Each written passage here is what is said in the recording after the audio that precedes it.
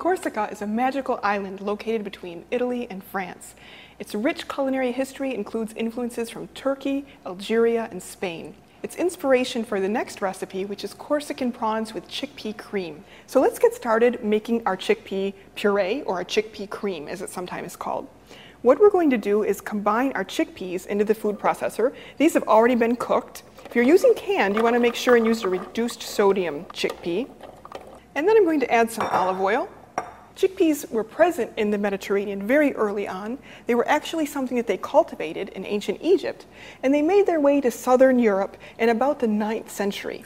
Hummus, which means chickpea in Arabic, was this mixture with the addition of tahini, or a sesame puree, and that was not added because they didn't have it in Europe at the time. So I'm going to put my lid on. We'll go ahead and puree this just until everything is smooth. I've got a little bit of water on hand, and I'm going to add that in.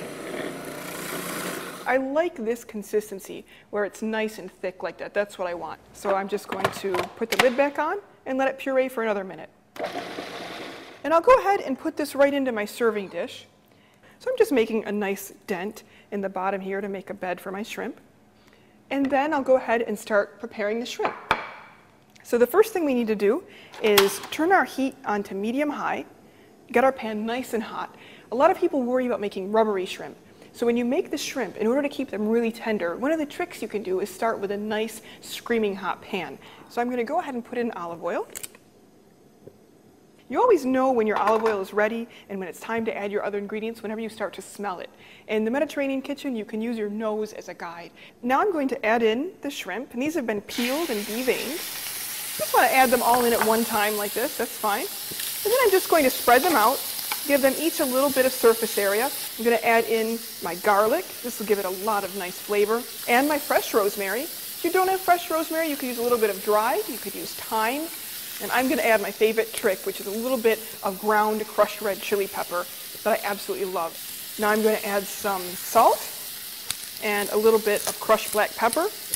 You can see how the shrimp are starting to turn pink. That's great. That means they're getting cooked on the one side. Now I'll go ahead and turn.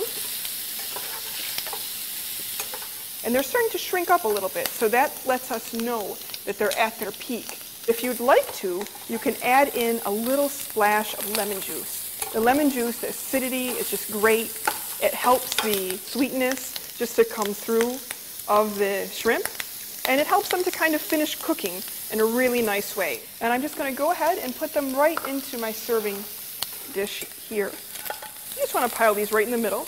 And then you can serve this with pita or a baguette and have your guests just help themselves and dig in. Or you can eat it like this. It's fun to mix earthy things like beans with something from the sea like shrimp. It adds a really complex flavor, but yet very simple to make. And whenever you're interested in taking a culinary vacation, you don't have to call the travel agent. All you have to do is pick up a copy of the Mediterranean Diabetes Cookbook, and you can have a great meal from the Mediterranean in minutes. Enjoy.